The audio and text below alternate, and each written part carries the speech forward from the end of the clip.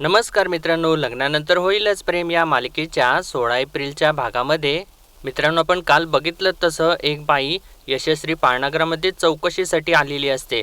म्हणजे तिला तिच्या मुलाला तिथे ठेवायचं असतं आणि ती जेव्हा आता बाहेर येते तर तेव्हा नंदिनी आणि जीवा तिथेच थांबलेले असतात आणि ते दोघं आता त्या बाईला गाठतात आणि सगळं काही सत्य सांगतात.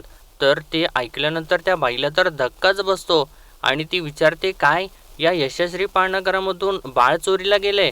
तर तेव्हा जेव्हा आता त्याचा फोटो वगैरे तिला दाखवू लागतो आणि सांगतो, हे बघा, हे बाळ चोरीला गेलेलं आहे आणि याचीच चौकशी करायसाठी आम्ही इथे आलो होतो.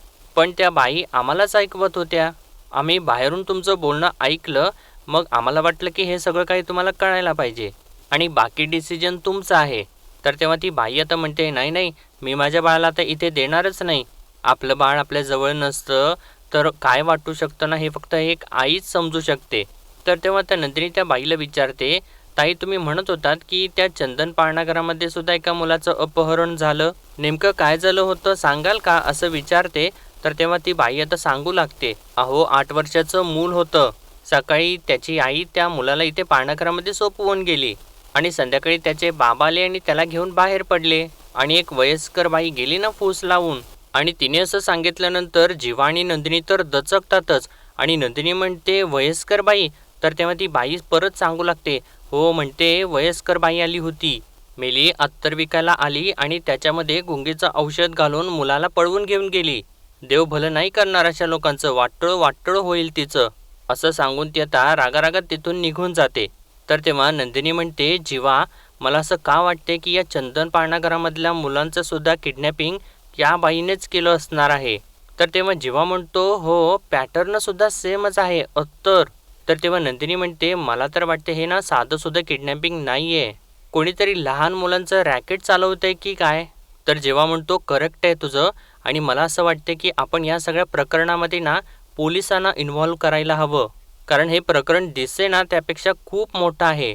तर नंदिनी म्हणते, हो तुमचं बरोबर आहे, पोलिसांना तर आपण विचारूच, पण या देशाचे जबाबदार नागरिक म्हणून आपली सुद्धा काहीतरी जबाबदारी आहे का नाही.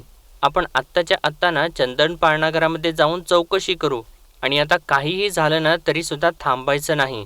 तर तेव्हा जेव्हा हो असं म्हणतो आणि आपला हात तिच्या समोर करतो आणि तेव्हा नंदिनी सुद्धा त्याच्या हातामध्ये आपला हात देते आणि आता दोघे मिळून चंदन पाळणाघराकडे जाऊ लागतात. आणि नेमकं मित्रांनो, या दोघांचं सगळं काही बोलणं असतं ते या यशस्वी पाळणाघरामधल्या बाईने ऐकलेलं असतं. आणि इकडे आता मित्रांनो, जीवा आणि नंदिनी चंदन पाळणाघरामध्ये पोहोचतात आणि विचारपूस करू लागतात. तर तेव्हा ती बाई सांगू लागते, हो बरोबर आहे तुमचं, गेल्या आठवड्यामध्ये ना एक 8 वर्षांचा मुलगा त्यांच्या बाबासोबत किडनॅप झाला होता आणि याचं आम्हाला फार दुःख आहे, कारण आम्ही आमच्या पाळणाघरामधल्या मुलांना खूप जीव लावतो, त्यामुळे तो मुलगा सापडण्याची आम्ही सुद्धा वाट बघतोय. तर तेव्हा नंदिनी विचारते, अशी कुठली इन्फॉर्मेशन आहे का जी तुम्ही आम्हाला देऊ शकता. तर तेव्हा ती बाई म्हणते, काहीच नाही आहे ना, आणि जे काही होतं ते सगळं काही मी तुम्हाला सांगितलेलं आहे. तर तेव्हा जेव्हा म्हणतो, मी काय म्हणतोय, तुम्ही त्या मुलाच्या बाबाचा नंबर आम्हाला देऊ शकता का, आम्ही फोनवरती त्यांच्यासोबत बोललो असतो. तर तेव्हा ती बाई एकदमच म्हणते, कशाला कशाला बोलायचं आहे तुम्हाला त्या मुलाच्या बाबांशी, कारण त्यांचे बाबा, त्या मुलाचे बाबा आधीच खूप टेन्शनमध्ये आहेत, तुम्ही गेलात ना तर ते अजून डिस्टर्ब होतील. तर तेव्हा नंदिनी म्हणते, अहो नाही नाही मॅडम, आम्ही त्यांना कुठलाच त्रास होऊ नाही देणार, तुम्ही नका काळजी करू आणि आम्ही ना उलट त्यांची खूप काळजी घेऊ. काय आहे ना मॅडम, आम्हाला आता ना छोट्यातल्या छोट्या माहितीची गरज आहे, तुमच्या पाळणाघराचं नाव आम्ही अजिबात इन्व्हॉल्व नाही करणार. तर तेव्हा ती बाई म्हणते, नाही, पण मी तुम्हाला तो नंबर त्यांचा नाही देऊ शकत, सॉरी, पण ते आमच्या नियमामध्ये बसत नाही. तर तेव्हा जेव्हा म्हणतो, अहो नाही नाही, तुमचा गैरसमज होतोय, आम्ही त्या नंबरचा अजिबात मिसयूज करणार नाही. तरीसुद्धा ती बाई नकारच देते, म्हणते, नाही सर प्लीज, आम्ही तो नंबर नाही देऊ शकत तुम्हाला, आणि म्हणते आता मुलांच्या येण्याची वेळ झाली आहे, तुम्ही आता या. आणि इकडून पण काही रिस्पॉन्स मिळत नाही मित्रांनो या दोघांना, आणि अखेर हे दोघेसुद्धा आता नाराज होतात आणि तिथून उठतात. आणि दोघे जेव्हा हे बाहेर जातात तर मित्रांनो, चक्क ती यशस्वी पाळणाघरामधली जी बाई असते ती आडोशाला लपलेली असते आणि आता या बाईसमोर ती येते आणि ती चंदन पाळणाघरामधली जी बाई असते ती तिला म्हणते, नशीब तू मला आधीच फोन करून कल्पना दिली होतीस, नाहीतर यांच्या प्रश्नांची उत्तरं देता देता माझ्या पोटात गोळाच आला होता. तर तेव्हा ती म्हणते, नाही तरीसुद्धा हे जास्तच नाक खुपसतायत सानिका. तर तेव्हा सानिका म्हणते, अगं पण अशाने हा प्रोजेक्ट थांबणार नाही ना? तर तेव्हा ती बाई म्हणते, इतक्या वर्ष थांबलंय का? आणि जो कोणी या प्रोजेक्टचा आडवा येतो मास्तर त्याच्या 13व्याचं जेवण ठेवतात. तर तेव्हा ती सानिका म्हणते, मास्टर म्हणजे हे सगळं काही त्यांना सांगायचं आहे? तर तेव्हा ती यशश्री पाळणाघरची बाई म्हणते, सांगावंच लागणार, त्याशिवाय हे जीवानंदिनी थांबणारच नाहीत. आणि मित्रांनो, या दोघींचं म्हणजे मिळून काहीतरी जबरदस्त असं प्लॅन असतं. त्यांनी काहीतरी मोठाच घोळ घालून ठेवलेला असतो आणि आता जीवा आणि नंदिनी या दोघींच्या सुद्धा मागे लागलेले असतात. म्हणजे या दोघींचा सुद्धा आता त्यांना डाऊट आलेला असतो. तर मित्रांनो, त्यानंतर रात्री आता बघा, इकडे काव्य अभ्यास करत बसलेली असते खोलीमध्ये आणि इकडे पार्थसुद्धा तिथेच असतो खोलीत. आणि इतक्यातच तिकडून रम्या येत असलेली पार्थला दिसते आणि पार्थ तिला बघितल्यानंतर तो काव्याला उशी फेकून मारतो आणि आता हे दोघं सुद्धा खोटं भांडू लागतात. म्हणजे रम्याला तसं दाखवायचं असतं, या दोघांना असं ठरवलेलं असतं ना यांनी. आणि तेव्हा रम्या आता दरवाजामध्ये येतेच, तर तेव्हा पार्थने उशी फेकून मारल्यानंतर काव्या तर त्याच्यावरती भडकते चांगलीच. काव्या पार्थला म्हणते, भांडण म्हणून काय उशी फेकून मारणार आहे का? तर तेव्हा पार्थ ओरडतो, माझ्या बाळाला जर काही झालं ना तर सोडणार नाही तुम्हाला सांगतो. तर तेव्हा काव्यासुद्धा त्याच्यावर ओरडते, काय करणार आहात तुम्ही? सांगितलंय ना तुम्हाला एकदा मी, मला बाळ नको आहे आणि परत तेच का विचारताय तुम्ही? तर तेव्हा पार्थ म्हणतो, मी सुद्धा तुम्हाला 1000 वेळेला सांगितलेलं आहे मला बाळ हवं आहे, मग तुम्ही परत तेच का बोलताय? तर काव्या म्हणते, ऐका ना, बाळ माझ्या पोटात राहणार आहे ना, मग त्याचं काय करायचं ना ते मी बघेन. तर पार्थ म्हणतो, माझ्या बाळाला जर काही उलटसुलट झालं ना तर मी हे आपलं लग्न, असं बोलता तो थांबतो. तर काव्या म्हणते, काय का जीभ अडखळली तुमची? आपलं लग्न करा ना, वाक्य पूर्ण बोला. तर पार्थ म्हणतो, मी आत्ता काही सुद्धा बोलणार नाहीये, तुम्ही बाळाला हात जरी लावला ना तर आपलं नातं संपलं म्हणून समजा. आणि आता हे सगळं ऐकत असताना इकडे बाहेर तर रम्या हसते, पण तिला माहिती नसतं की या दोघांचं नाटक चालू असतं. आणि आता ती दरवाजा वाजवते आणि एकदम हळू आवाजात विचारते, आत येऊ का? आणि आता हे दोघं सुद्धा थोडंसं नाटक थांबवल्यासारखं करतात. आणि तेव्हा रम्या आत आल्यानंतर म्हणते, अरे पार्थ, तू फाईल मागवली होतीस? तर तेव्हा पार्थ फाईल हातामध्ये घेतो आणि काही बोलत नाही. तर इतक्यातच रम्या परत विचारते, ऑल ओके ना? तर तेव्हा काव्या सांगते, हां ओके. म्हणजे हे दोघे सुद्धा काही झालं नसल्यासारखं दाखवतात मुद्दामून. तर तेव्हा तर रम्या काही न बोलता ठीक आहे असं म्हणते आणि तिथून बाहेर पडत असते. आणि ती आता थोडं थांबून मनातल्या मनात म्हणते, म्हणजे काव्याने पार्थला सुद्धा सांगितलं आहे स्पष्ट की मला बाळ नकोय आणि इतकी हिंमत वाढली आहे. वा कमाल. आणि रम्या, तू तर कमाल आहेस. आणि यांचं नातं तर आता एकदम शेवटाला आलेलं आहे. आणि म्हणते, आता ना खरी मजा येईल, असं ती सगळं काही मनातल्या मनात बोलते आणि थोडा वेळ तिथं थांबून आता ती निघून जाते. आणि ती निघून गेलेली हळूच आता हे पार्थ आणि काव्या वाकून बघू लागतात. तर काव्या म्हणते, गेली आणि सॉरी देशमुख, खूप ओरडले ना मी तुमच्यावर? तर तेव्हा पार्थ हसतो आणि म्हणतो, माझ्यासाठी काय नवीन आहे का? तर तेव्हा काव्या त्याला एक फटका मारते. तर पार्थ म्हणतो, हो पण काय भांडलात तो तुम्ही, आहा मस्त. तर काव्या म्हणते, भांडणं काही आपल्यासाठी नवीन नाही आहेत ना देशमुख, याच्या आधीही आपण भांडलोय की बरेचदा. तर पार्थ म्हणतो, हो पण नको, आता ती आठवणही नको आणि ती भांडणंही नको. तर काव्या म्हणते, पण देशमुख, आजच्या आपल्या भांडणामुळे एक गोष्ट चांगली झाली आहे, आपलं हे खोटं भांडण रम्याला खरं वाटलं ना, असं नाही वाटत का तुम्हाला? तर पार्थ म्हणतो, हो, आणि आता ती तेच करेल जे आपण दोघांनी केले. तर तेव्हा काव्या म्हणते, यस, आणि रम्याला काय वाटते की ती आपल्याला नाचवतीये, पण रम्याला हे माहिती नाहीये की खरं तर आपण तिला नाचवतोय आणि हे रम्याचं नाचवणं ना रम्याला उद्या कळेल. तेव्हा पार्थ म्हणतो, हो, आणि हे जेव्हा तिला कळेल तर तेव्हा सगळ्याचा शेवट झालेला असेल. आणि असं म्हणून हे दोघे सुद्धा एकमेकाला मिठी मारतात आणि खूप खुश झालेले असतात. तर काव्या म्हणते, देशमुख, रम्याचं खरं रूप जसं मी तुम्हाला सांगितलं ना तसंच मला लवकर नंदिनी ताईला सुद्धा सांगायचं आहे. तेव्हा पार्थ म्हणतो, हो सांगा, पण मला एक गोष्ट सांगा, ती उशी जास्त जोरात लागली नाही ना तुम्हाला? मी फेकून मारली ना? तेव्हा काव्या म्हणते, नाही हो, ही काय आपली उशी एकदम सॉफ्ट आहे, असं म्हणून उशी हातात घेते आणि लागते का कुठं, असं म्हणून ती पार्थला जोराने त्या उशीने मारू लागते. आणि पार्थ तरी इकडे तिकडे मारता का असं म्हणून पळत असतो.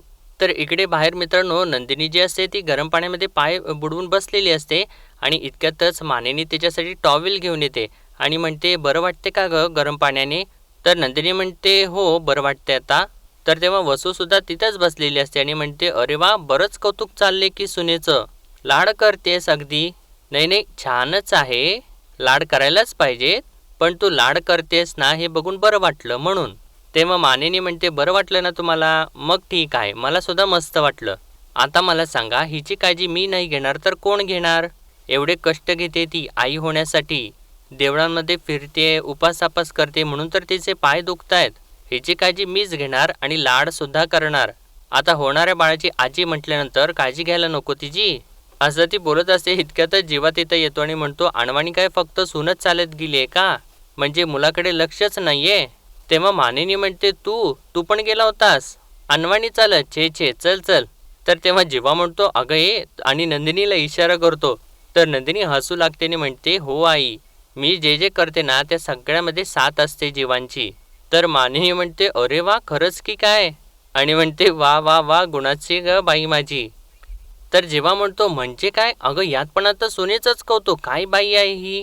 तेव्हा मानिनी म्हणते, बर बर बाबा, करते तुझं कौतुक, बस इथे बरं. आणि म्हणते, विचारते, लाडू खाणार आहेस का? असं म्हणून त्याला आता लाडू देते. तर तेव्हा वसू विचारते, सकाळपासून काय नुसतं देवळं देवळं फिरत बसलाय की काय? नाही नाही, रम्या म्हणत होती की जेव्हा आजही ऑफिसला आला नाही. आणि विचारते, आहेस कुठं तू? बाळ व्हावं म्हणून देवाच्या मागे धावतोयस का? तर जीवा तिथनं उठतो आणि वसूच्या समोरच जाऊन बसतो आणि म्हणतो, वसू आत्या, बाळ व्हावं म्हणून नाही, तर आज एका माऊलीने बाळ गमावलेलं आहे. तिचं मूल तिला परत मिळावं म्हणून वणवण केली आज. तर असं तिने सांगितल्यानंतर इकडे मानिनीला तर धक्काच बसतो आणि ती म्हणते, अरे काय काय बोलतोयस काय तू? अरे काय झाले, नीट सांग बाबा जीवा. आणि नंदिनीला म्हणते, अगं तू तरी सांग. तर तेव्हा जीवा आता उठतो आणि म्हणतो, एक एक मिनिट, सगळं सांगतो, सगळं काही सांगतो. काल नंदिनीला रेखाताईंचा फोन आलेला होता, म्हणून मग आम्ही आनंद निवासला गेलेलो होतो. आणि तेव्हा तिथं जे काही घडलेलं असतं ते सगळं काही आता जेव्हा सांगू लागतो. तिथं नैना बोलत असते. मग माझ्या डोळ्यासमोर अंधारी आली आणि मग मला डोळा लागला आणि जेव्हा जाग आली तेव्हा कुठंतरी आडोशाला पडली होते. तर ते ऐकल्यानंतर मानिनी तर घाबरते आणि म्हणते, बाई माझे, म्हणून तुम्ही इतकी वणवण करताय? तर नंदिनी म्हणते, हो आई, आणि आता कोणीतरी हे करायलाच हवं ना. तर वसू म्हणते, कोणीतरी करेलच ना. आणि काय आहे नंदिनी, आपल्याकडे ना पोलीस नावाची एक व्यवस्था आहे, त्यांना करू देत ना त्यांचं काम. आणि विचारते, काय रे, तुम्ही दोघांनी काल रात्री काय थ्रिलर फिल्म बघितली होती का? आज सकाळी उठून इन्व्हेस्टिगेशन ऑफिसर झाला लगेच? हे बघा, लोकांची बाळं शोधण्यापेक्षा ना स्वतःचं बाळ या जगामध्ये लवकरात लवकर कसं येईल ना ते बघा. तेव्हा मानिनी तिला ताई असं म्हणत असते. तर वसू इतक्यात म्हणते, अरे बापरे, हे दाणे खाऊन ॲसिडिटी झालेली दिसते, जाऊन मी लिंबाचं सरबत घेऊन येते. असं म्हणून ती उठून तिथून निघून जाते. तर तेव्हा जीवा वैतागतो आणि म्हणतो, काय करायचं हिचं? तर नंदिनी म्हणते, असू देतो जीवा, त्यांच्या टोमण्यापेक्षा ना आपण जे काम करतोय ना ते सगळ्यात मोठं आहे. तर मानिनी म्हणते, अगदी खरं आहे, आणि खरंच मला तुम्हा दोघांचं खूप कौतुक वाटतंय आणि अभिमानसुद्धा वाटतो. पण एक सांगू का, तुम्ही जे काही करताय ना ते जरा म्हणजे काळजी घ्या हां स्वतःची. म्हणजे तुम्ही जे सांगताय ना ते ऐकूनच मला धस्स होतंय. तर तेव्हा नंदिनी म्हणते, नाही नाही आई, तसं काळजी करण्यासारखं काही नाही आहे. पण काय आहे ना, असं म्हणतात ना, चांगल्या कामाची सुरुवात आपल्या घरापासूनच करावी, बस. आणि आमची काही अपेक्षासुद्धा नाही आहे या सगळ्याच्या मागे. फक्त नैनाताईंना त्यांचं बाळ परत मिळावं, एवढंच ते काय आहे ते. म्हणजे काहीतरी पुण्य कमावल्याचा आनंद होईल आम्हाला. आणि परत म्हणते, हो आई, मी काव्यासाठी ना काही फळं कापून ठेवली होती, मी ती तिला देऊन येते. असं सांगून तो अशी ती उठत असते आणि ती जे पाणी असतं ती घेऊन चाललेली असते. तर जीवा तिला म्हणत असतो, अगं थांब ना, मी ठेवतो तिकडं. तर तेव्हा नंदिनी त्याचं ऐकत नाही आणि ती पाण्याची बादली तिथून घेऊन जाते. आणि इतक्यातच मित्रांनो, आता गुरुजी तिथं येतात आणि ते आलेले बघितल्यानंतर हे दोघेसुद्धा म्हणजे जीवा आणि मानिनीसुद्धा गुरुजींना आतमध्ये बोलावतात. आणि गुरुजी आत आलेल्या मानिनी त्यांना नमस्कार करते आणि जीवासुद्धा नमस्कार करतो. तर जीवा तर विचारतो, गुरुजी तुम्ही आज अचानक कसे काय आलात? तेव्हा मानिनी सांगते, अरे मीच बोलावून घेतलं त्यांना. हे बघ जीवा, तुम्ही दोघे इतके प्रयत्न करताय, बाळाचा ध्यास घेतलाय तुम्ही, तरीसुद्धा गुड न्यूज काय येत नाही आहे, कधी येईल, हे सगळं विचारण्यासाठीच मी त्यांना इथं बोलावलं. आणि म्हणते गुरुजींना म्हणते, गुरुजी माफ करा, तुम्हाला असं वाटेल की मी खूप अधीर झाली आहे, पण खरंच तसं नाही आहे. मला तुम्हाला असं विचारायचं होतं की पार्थ आणि जीवाचं आजवर सगळं काही मार्गी लागले आणि या दोघांच्या बाबतीत बऱ्याच गोष्टी एकत्र होतात, सुख दुःख, चढ उतार, आणि अगदी दोघांचं लग्नही एकत्र झालं, दुसऱ्यांदा केलं ते सुद्धा. मग याच बाबतीत हे असं का घडतंय? एकाची ओंजळ भरलेली आणि दुसऱ्याची रिकामी, असं का? म्हणजे सगळं सुरळीत होईल ना? आणि असं तिने विचारल्यानंतर आता गुरुजी म्हणतात, मानिनी तू समंजस आहेस आणि नातवंडाची वाट बघणाऱ्या आजीला समंजस हो असं मी नाही सांगणार. काही गोष्टी आपल्या हातात नसतात. या जगात कोण कधी येणार आणि कधी जाणार हे ठरलेलं असतं. ते बदलण्याची ताकद फक्त आपल्या कर्मांच्या मध्ये असते. दुसऱ्याची दुखरी कळ दूर कराल तरच फळ मिळेल. आणि असा अजून एक मित्रांनो आता गुरुजी संकेत जीवाला देऊन जातात. तेव्हा मानिनी म्हणते, गुरुजी जीवानंदिनी खरंच खूप मनापासून प्रयत्न करतायत, मग त्यांना यश का मिळत नाहीये? तेव्हा गुरुजी म्हणतात, मिळेल. काहींना लवकर यश मिळतं, काहींना उशिरा. पण गंमत अशी आहे की ज्यांना उशिरा मिळतं त्यांना धीर धरवत नाही आणि ज्यांना लवकर मिळतं त्यांना ते सांभाळता येत नाही. आणि असं गुरुजी आता परत कोड्यात बोलून जातात. तर इकडे मित्रांनो आता नंदिनी काव्याकडे आलेली असते आणि तेव्हा काव्याने सगळं काही आता नंदिनीला सांगितलेलं असतं. आणि तेव्हा नंदिनी म्हणते, बघितलंस मी आणि पार्थ, असं ती बोलत असताना काव्या म्हणते, बरोबर, असं म्हणून ती कानच पकडते नंदिनी समोर आणि म्हणते, सॉरी ताई. हे बघ ताई, मी रम्यावरती विश्वास ठेवला ही माझी जगातली सगळ्यात मोठी चूक आहे. पण मी काय करू ताई? हे बघ, आपण जेव्हा पुन्हा लग्न करत होतो ना, तेव्हा ना मला कुठल्याच निगेटिव्ह एनर्जीला जागाच द्यायची नव्हती ग. आणि त्यात ना रम्याने इतक्या सगळ्या कन्व्हिक्शननं केलं ना हे सगळं, की मला खरंच वाटलं हे. आणि सगळ्यात महत्त्वाची गोष्ट म्हणजे मला सतत हे वाटत होतं की मूव्ह ऑन केलं ना, पण मग रम्यासुद्धा मूव्ह ऑन करूच शकते. म्हणून तिचं सगळं काही वागणं मला खरं वाटत गेलं. तिच्यावरती विश्वास ठेवत गेले मी. आणि म्हणते, असो, पण मला आता सगळं काही विसरायचं आहे, पण रम्याला विसरू द्यायचं नाही. तर नंदिनी म्हणते, वा, मला खूप छान वाटते की माझी डॅशिंग काव्या परत आली आहे म्हणून. आणि तेव्हा काव्या थोडीशी हसते. तर नंदिनी म्हणते, खरंच मग काय करायचं ठरवलेस तू, असं ती परत विचारते काव्याला. तर तेव्हा काव्या म्हणते, रम्याला एक्सपोज करायचं ठरवलंय. खरंच खूप मोठी चूक केली आहे रम्याने. आणि म्हणते चुकीचीच आहे ती. तर तेव्हा नंदिनी म्हणते, हो रम्या चुकीचीच आहे, पण तू तरी कुठे बरोबर वागतेस? त्या दिवशी मी इतकं समजावलं तुला, त्यावर एक शब्द बोलली नाहीस. आणि विचारते, काय ठरलंय काव्या, मला सांगशील का आता तरी? तू तुझं बाळ मनापासून स्वीकारणार आहेस का नाही? तर तेव्हा काव्या परत शांत होते. तर नंदिनी आता जराशी चिडते म्हणते, बघितलंस का, हेच म्हणते मी. काव्या, तुला आत्ता नाही कळणार, पण तुला सांगते, एकदा बाळ तुझ्या हातात आलं ना की तूच म्हणशील की सुख सुख जे काही म्हणतात ना ते हेच आहे का काय? खरंच अगं, एकदा तू बाळाला हातात घेतलंस ना की तुझे सगळे प्रश्न आपोआप संपतील. सगळ्या प्रश्नांची आपोआप उत्तरं मिळतील तुला. बाळाची नाळ आईशी जोडली गेलेली असते म्हणून की काय माहिती नाही, पण एकदा बाळ आयुष्यात आलं ना की अलगद सगळ्या गोष्टींचा गुंता सुटायला लागतो. तेव्हा काव्या म्हणते, नाही ते ठीक आहे, पण हा असा वेळ आहे ना ताई की एकदा पुढे गेल्यानंतर मागे वळून बघता येत नाही. म्हणून उशीर होण्याच्या आधी सगळ्यांच्याकडून वेळ मागून घेते. तर इकडे आता गुरुजींनी सांगितल्यानंतर जीवा गुरुजींना विचारतो, ज्यांना उशिरा यश मिळतं त्यांना धीर धरवत नाही आणि ज्यांना लवकर यश मिळतं त्यांना ते सांभाळता येत नाही, आणि यातही काहीतरी कोडं आहे. तर तेव्हा गुरुजी म्हणतात, कोडं आहे ना, मग सुटेल. तेव्हा जीवा म्हणतो, बरं ठीक आहे गुरुजी, मला तुम्हाला ना आणखीन एक प्रश्न विचारायचा होता. सध्या मी आणि नंदिनी एका मिशनवरती आहोत, ती मिशन तरी सुटेल ना?